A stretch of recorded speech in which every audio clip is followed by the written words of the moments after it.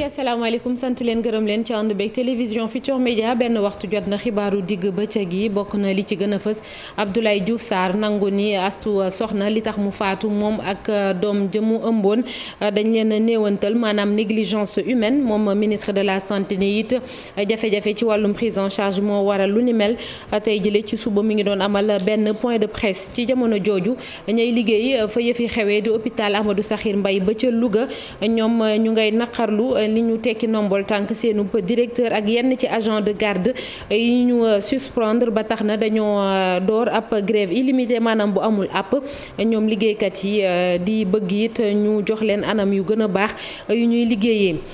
professeur El Hadj Niang moom di rafetlu bu baax a baax directeur hôpital Amadou Sakhir Mbaye ak niñ ko remplacé moom mi jiite woon service radiologie bu hôpital Aristide Le Dantec jàpp it ni ministre de la santé ci boppam lu ji njàkk moom mooy njàkk kon moom moo war a tekki ndombol tànkamam leneen ci xibaar yi muy mbirum Sweet Beauté Adji Sarr tey jëlee ci kanamu doyen des juges confrontation ak patronam bi woon di Ndeye Khady Ndiaye moom mi tuumal Ousmane Sonko ni da ko doon sàkku daanaka am na ay kàddu yu mu yëkkati laata muy dugg ci biir bureau juge bi. ci rubrique les bonnes feuilles de la rédaction tey Ibou Diouf di ñu xamle ak benn livre bu ñuy duppee réussir sa vie une perspective islamique Ndogay Mbaye moo ko bind moom nag mu ne loolu xalaat la bu mu sukkandiku ci alxuraanul karim waaye it ay expérience ci àdduna loolu lépp ngir dimbali nit ñi koy liir ñu saafara jafe-jafe yi ñuy dund ci seeni àdduna loolee lépp tënk la nes tuuti ñu yaatal ko.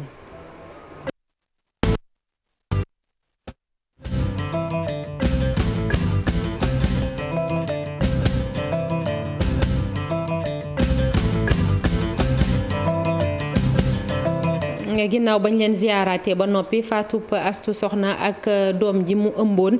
ministre de la santé indi na ci ay leeral moom Abdoulaye Diouf Sarr doon jàkkaarloog taskatu xabaar yi tey jile nee na li tax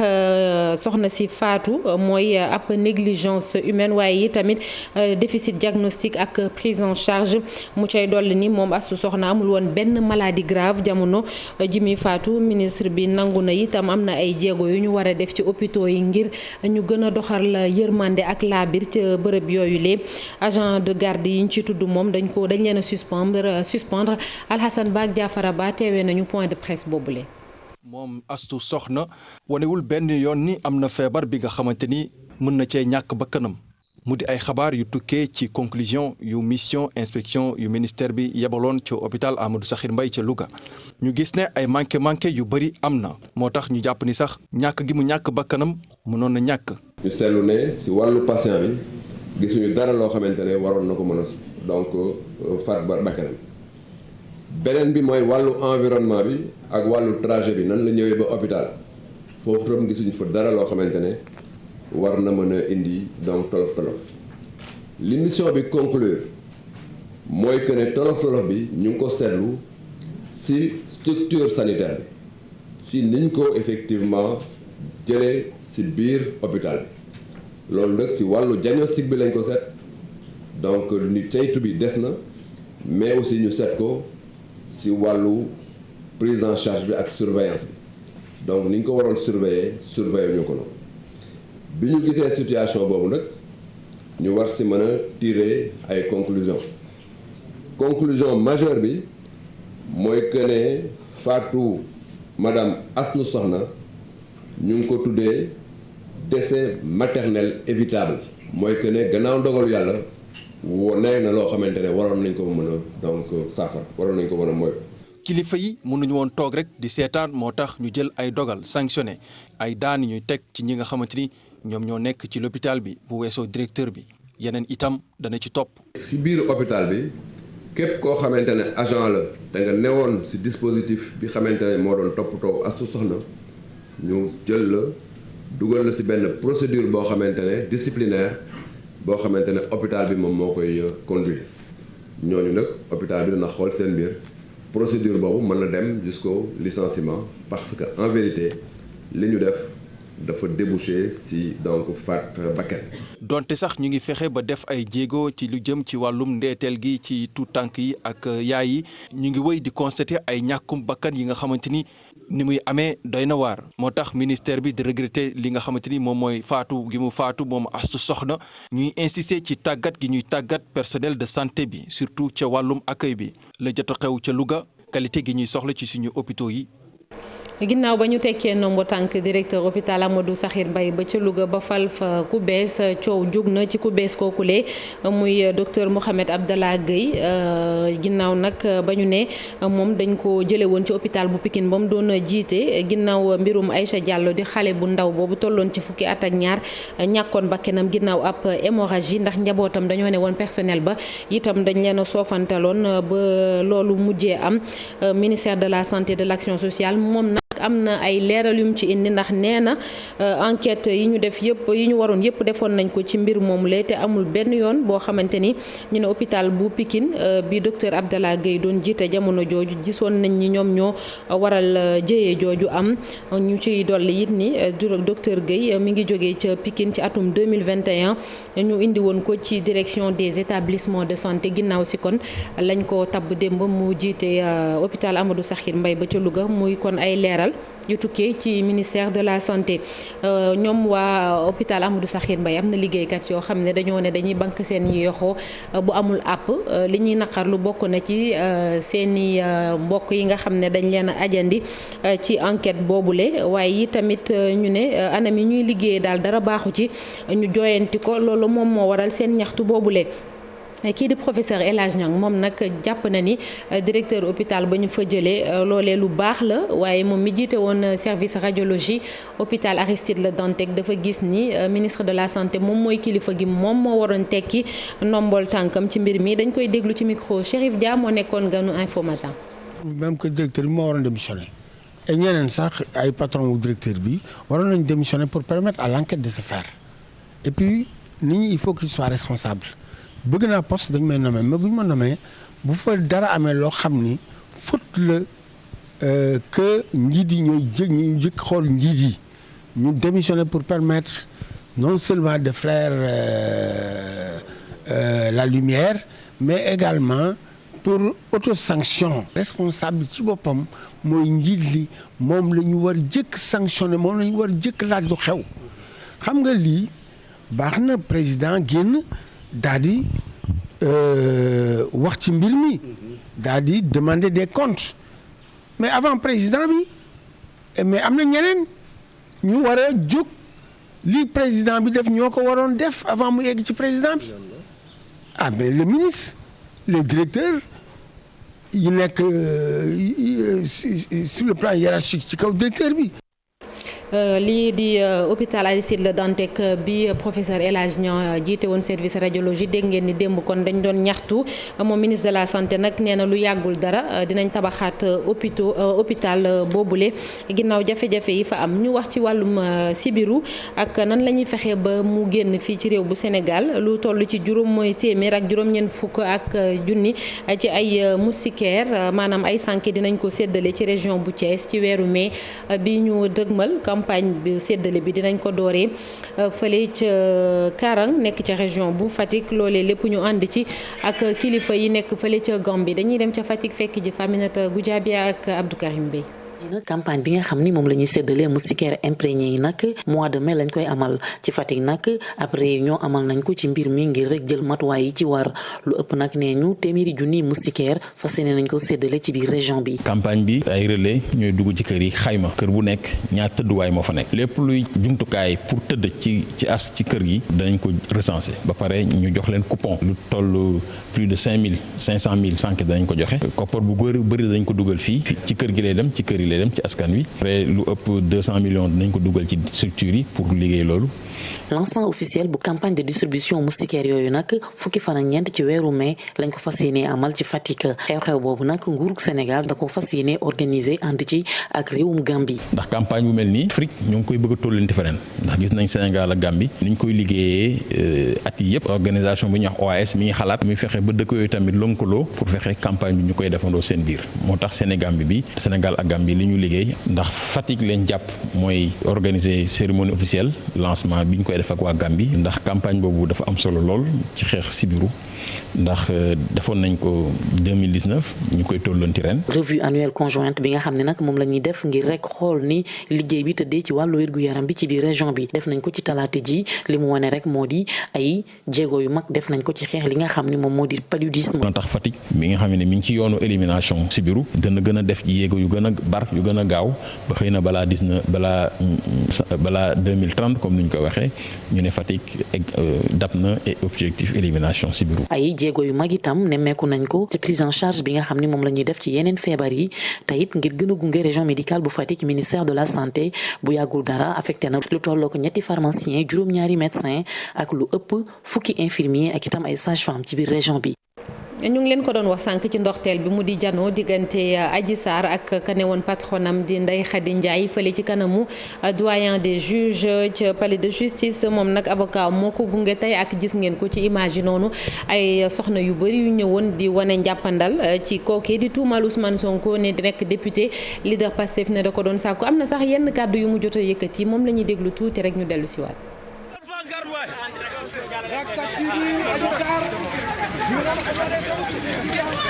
filmé leen gaaw filmé leen ngeen filmé leen ba doyal gaaw leen. Adji un mot. Merci, justice au procès en fait. Je dis oui au procès.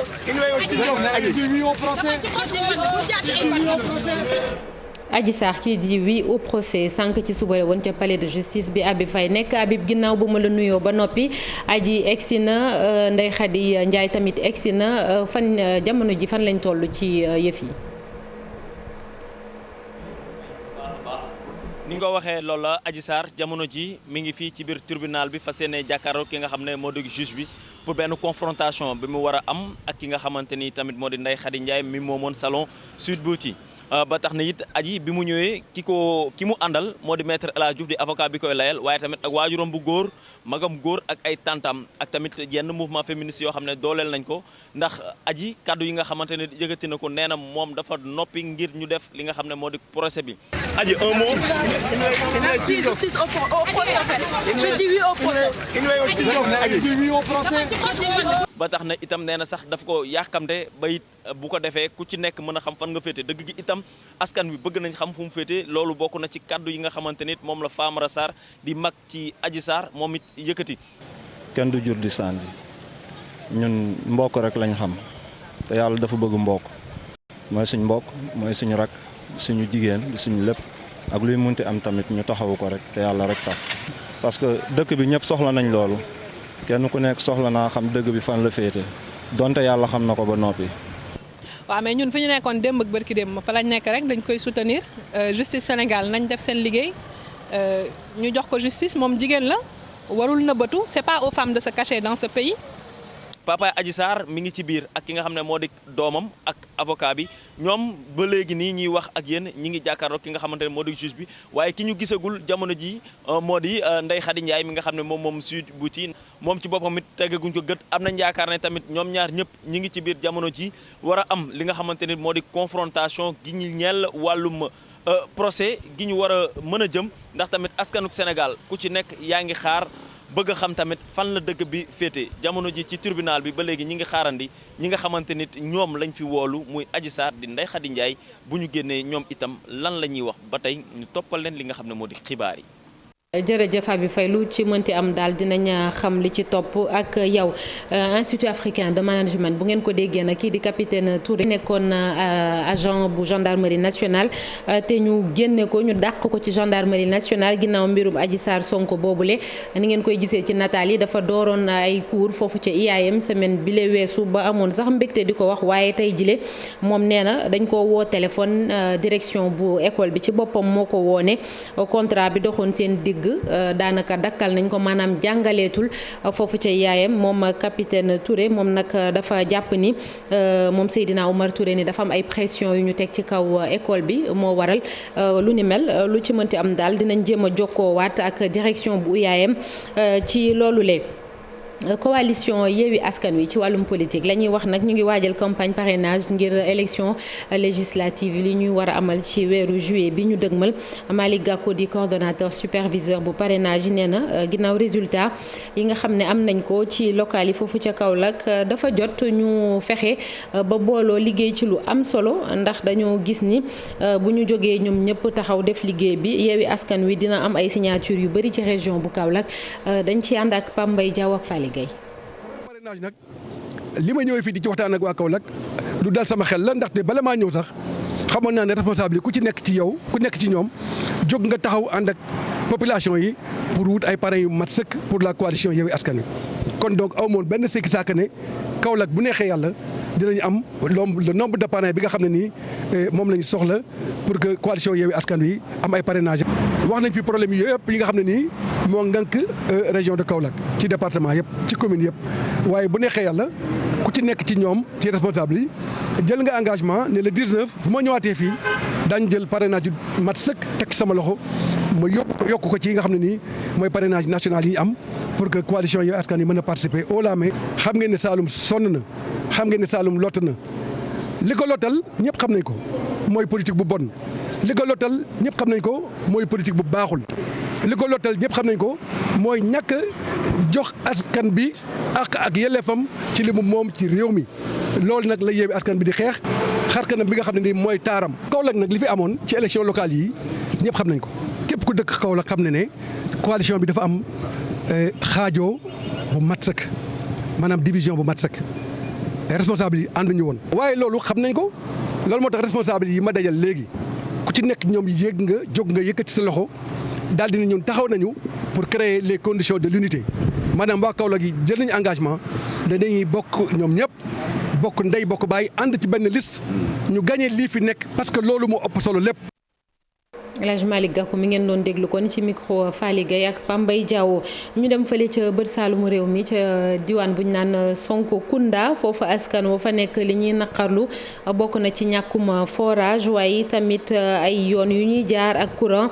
case de santé ba fa nekk sax néew na ñu dem fekk ji fa ay garab Bakary Konté ak Khali Diamé dem nañu wax ci loolu nga xam ne mooy ay jafe-jafe yu askan wi di dund reportage. Sonkokunda mu ngi ci commune bu Sansamba lépp fa manqué amul piste de production ndox bu sell amu fi téléphone rural bi nag pour woote lu jafe la électricité amu fi Aliou Sané mooy porte-parole population Sonkokunda. lu ñu ñaan moom mooy tey moom mooy njiit réew mi bu ñu waxee suñu métit dañuy ñëw sukk ci moom di ko ñaan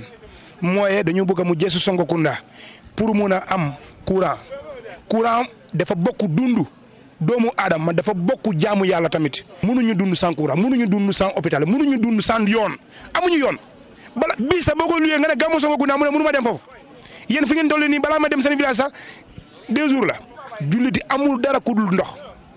balaa ngay dugg jàkka da ngay jàpp julli kon ñun bu ñu amee forage tey Macky Sall la ñu nag suñu diggante ak moom wàcc nañ. case de santé bu nekk fii ci diwaan bi nekk ci ay jafe-jafe garab sax amu fi. tamit ñu mamaay bu ñu amee problème fii dañuy woo borom oto yi ñu jël leen yóbbu ko Sédhiou diggante Sédhiou ak fii ñaata kilomètres ñoo fi nekk lépp lu war a xew si diggante ba war mën naa xew foofu parce que da ngay doon ba poste de santé bi paracétamol si boppam doo mënoo fee pour nga am ko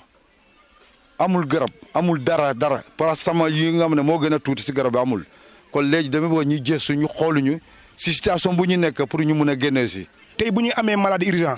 dañuy déplacer dem ba région de Sédhiou la ñu nekkee mais ñun diggante ak Sédhiou dem na ba 50 kilomètres wala 60 kilomètres kon ñun jamono bu ñuy nekkee ni tey réew mi war na dépasser loolu nit mu feebar pare nga teg ko saret. Sonkokunda di ñaan programme ak projet nguur gi mu daal leen jàppale génnee leen ci pax bu ñu nekk. ca diwaanu Mbour moom fexe ba soxna yi di mënal seen bopp di liggéey di am lu ñuy suturlu tax na ba commune bi génne lu toll ci 20 millions ci sunu xaalis ngir jàppale 200 ci ay jigéen ñoom jigéen yooyu nag ñu ngi yëngatu ci wàllum transformation wala sax ci jënd ak njaay dañ ciy déglu Mariama Diak moom mooy secrétaire municipal bu commune bu Saly ci micro Abdourahmane Diallo ak Mamadou Guèye. Enveloppe 100 millions la ñu dégagé pour financer 1000 femmes de la commune mais aussi dafa nekk loo xam ni day continuer comme ni ko maire di defee chaque année da doon voter budget 10 à 15 millions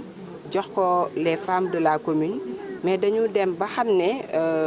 somme boobu mënut a satisfaire femmes yëpp ñu ne pourquoi pas ñu dem gisante ak IMSEC signé ak ñoom convention jël seen intérêt yi jël ouverture compte yi assurance yi lépp pour que buñ leen joxee groupement bu nekk 1 million ñoom ñu mën a rembourser waat 1 million pour que ñu mën a am seen liberté bopp vraiment pour mën a doxal seeni activité maire à chaque fois bu voté budget du ci fàtte jigéen ñi looloo tax mu di leen di financer tout le temps ndax xam ne ni jigéen ñi ak li ñu yor ci seeni nafa doyul pour ñu mën a financer seeni projet looloo yokkataax mu def activité bu mel nii. UNESCO moom neexal na lu toll ci juróom-ñeent ci ay lauréats wu concours bi ñuy duppee Créaton Sénégal ñoom dañ leen sargal ndax ay recherche yu ñuy def ci naka la ñuy jëfandikoo xarala yu bees yi ak jàngale mi waaye rawatina ci jamono ju ñuy dund ay jafe-jafe. UNESCO ak organisation internationale de la francophonie Confemen gouvernement bu France ñoom ñi nga xam ne ñoom ñoo jiite plateforme bi di Imagine École li ñu bëgg mooy ñu fexe ba wéyal lu ni mel ndax am na njëriñ loolu. ca Rufisque lañ ko waxee ci teewaayu Abdou Diouf Diagne ak Ahmadou Bamba Samb. juróom-ñeenti jàngalekat yi nag ñu ngi leen jox neexal bi ginnaaw bi ñu amee ab liggéey bu am solo jaare ko ci xarala yu yees yi ngir nag mën a jàngal gune yi te ñu toog ci seen ay kër ci jamono ji nga xam ne nag Sénégal daf ci nekkoon ci wàllu mbas concours bi nga xam ne waaye UNESCO nag ñoom ñoo ko amal ndorteel képp la. dañ fi daje woon ngir sargal ay jàngalekat yu nga xam ni dañ leen tàggatoon ngir ñu defar ay jumtukaay pour ñoŋal njàngum xale yi ci jamono ju nga xam ni maanaam yenn feebar yi yu mel ni Covid-19 bi fi jaar day am parce que su école yi tëjee xale yi war nañu mën ñu leen di jàppale seen kër léegi nag am na jàngalekat yoo xam ni dañ ci wone xarañteef tey ñu leen doon sargal ñu nekk ci limu juróom-ñeent ki nga xam ni nag kuréel gi nga xam ni moo jàppale loolu mooy UNESCO Confemen ak francophonie ci benn mbir mu ñu tuddee Imagine École. Imagine École nag di ab kuréel goo xam ne dañu ko taxawal ngir nag man di wéyal njàng mi ci Afrique même bu fekkee ne ay jafe-jafe nag daal dinañu koy am daal dinay soxal nag fukki réew yoo xam ne tubaab la ñuy làkk ci Afrique bu soowu jant ak Afrique centrale organisation internationale de la francophonie nag di xamle ni dina daal di fexe nag ba mu sax. Confemen dafa fas yéene liggéeyandoo ak ñoom bu ko defee mu saytu lan mooy seen avancée c'est-à-dire ñoom fan lañ toll ci projet bi. lan moo mën a nekk gàllankoor ci projet bi bu ko defee ñun ñëpp ñu toog ñu gëstu pour xool léegi yan tëralin la ñuy jël pour que projet bi ñu mun ko taxawal bu baax ba pare mu nekk projet boo xamante ne dootuñu ci dellu ginnaaw ndax numérique bi mooy informatique bi ak yooyu buñ ko jëfandikoo ci njàng mi li xewoon ci Covid bi déjà jàppoon na ci mais quel que soit crise bu mu munti doon rek dina mën a fexe ba élèves yi daan en tout cas njàngaan yi ñoom seen jàng du arrêté du taxaw. ci bi nga xam ne nag ci lañ doon jox neexal yi ñi nga xam ne nag ñoom ñoo ràññeeku ci concours bi ñu duppee Créaton ñu bëri nag daal di woon nañu koy teewee ñi nga xam ne nag ñoom ñoo gagné ñu daal leen di jox ay neexal bokk na ci ay ordinateur. ci rubrique bi ñu leen di jagleel alxames bu jot muy les bonnes feuilles de la rédaction tey Ibou Diouf di ñu xamle ak kii di ab bindkat Nogay Mbaye lay wuyoo téere ba mu bind réussir sa vie une perspective islamique mu di ab bind boo xam ne dafay wax daanaka ci lépp lu aju ci nit bañ koo sosee ba léegi mu gis ni moom institutrice de formation bi ni nekk na benn xalaat maanaam livre am boobu bu mu sukkandiku ci alxuraanu karim waaye tamit ci expérience yi nga xam ne ci la nit di jaar lam ca nam mooy fexe ba képp ku lire livre boobule nga mën cee am loo jàng ngir mu jëriñ la ci jafe-jafe yi nit ñi di dund rawatina les bonnes feuilles de la rédaction ñu àndi ci ak Ibou Diouf ak Diafara Ba. def ab njàngat wala ab taxaw seetlu ñëwaat ci lenn loo xamante ne ci alxuraan la ko jële lañ ci jublu rek mooy jàppale ñenn ñi ñu xam ni ñuy taxawee ci kaw suuf. réussir sa vie une perspective islamique dañu ko bind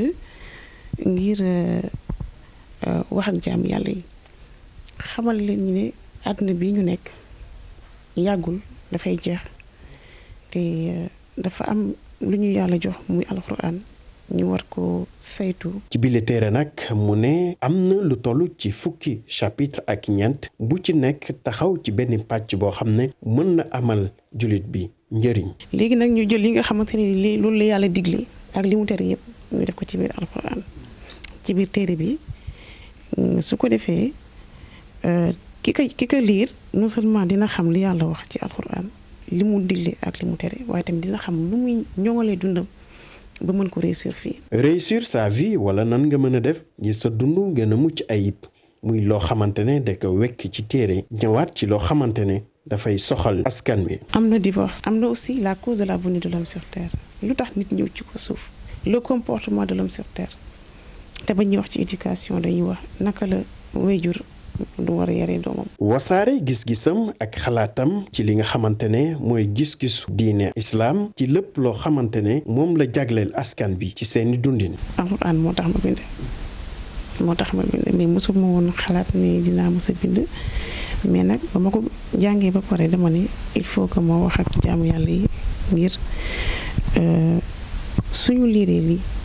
dinañ mën a ñoŋal seen dund. Nogoy Mbaye moom nag ab scientifique la jamono ji ñu ne institutrice de formation la ak téere bi nag mu ngi def kem kàttanam ngir joxe yenn solution ci lépp loo xamante ne mën na gàllankoor dundinu doomu aadama ci kaw suuf. jërëjëf Ibou Diouf léegi dañuy jàll ci pàcc bu mujj muy yëglekaay yi li ñu xëyee tey ak Mamadou Mohamed Ndiaye.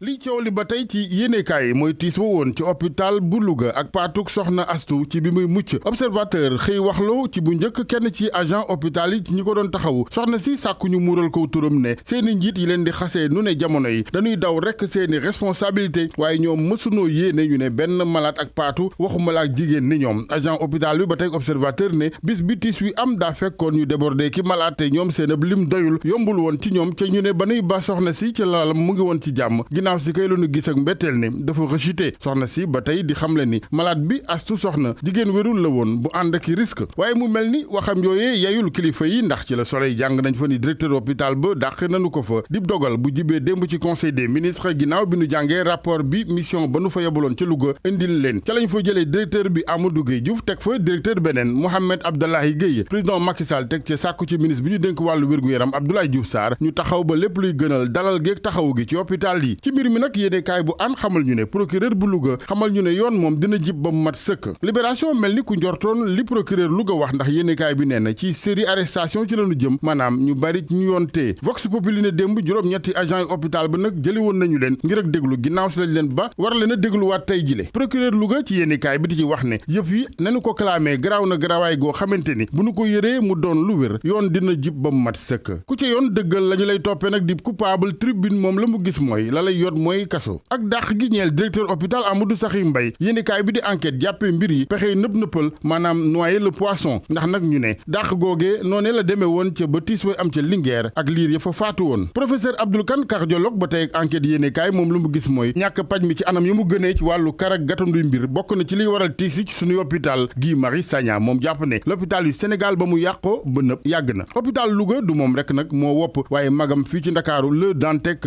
mu ngi ciy waxtoom yu mujj Le Quotidien ni waxee Le Dantec en phase terminale muy médecin yi di professeur nag ñëpp ànd maase ne wax dëgg mënatunoo jëmmal seen ak mission laas jàppee l'hôpital Le Dantec malade bu mag bi taax bu màgget ñàkkum courant ñàkkum ndox service néphrologie bu doxul garab yi manqué Sud Quotidien jàpp ne su yàggee nag nit ñi ragal dem hôpital ak jéey yi nga xamante ni ñu ngi ko fay faral di dund yéenekaay bi ñëwaat ci misaal ci li xew démb Louga Linguère ay jamono clinique Madeleine naka noonu Les Échos ne jëwriñ ju nu dénk wàllu wér-gu-yaram nag Abdoulaye Diouf Sarr tey ji dina wax observateur moom ba tey ak lu ñeel wàllu wér-gu-yaram dikkaat ci la woon ci hôpital Magatte Lô bu Linguère mu ne ñañ fa doon toppee am nañ as lëf ci cetal ndax juge deuxième cabinet bu tribunal bu Louga daal dina joxaat jëf ja weneen tur maanaam raye gu àndul ak tayeef boobaak léegi nag ñoom ñetti agent yi nu fa defoon contrôle judiciaire yéeni kaay bu groupe Futurs Médias ne ñaar fukki fan ak juróom ci weeru mai lañ leen di àtte ci correctionnel wàllu yoon ba tey ak le mandat mi ñëw ci coowal Adji Sarr Ousmane Sonko yéeni kaay bi ni moom Adji Sarr tey ji la janoog Ndeye Khady Ndiaye ñu war a nag xool fu muy mujjee ci la wax ne mooy preuve am source a moom xëyee leneen maanaam jumaa ji ne ca kër Mbay Fall gu wetoo gaaru TER bi ñu ne faronoog jumaa ji dañ faa tabaxay cantine musique bu ak animation bay jolli tukkee ci commerçant yi ca léeg-léeg sax yombul nit jullee fa ndax mbalax mi dina jollee noo xam ni boo oyofee tànk ne Abdou Thiam du baax. jërëjëf di jéggalu Alaaji Assane Gueye ngeen àndaloon ci yëglekaay li ñu xëyee tey sant leen gërëm leen bu baax a baax rédaction bi bu 18h45 jotee dinañ fi ñëw ci xibaar yi ci wolof 20h en français ñu leen di ñaanal ngeen yendu ak jàmm mbokk yi jërë ngeen jëf ba ëllëg incha allah.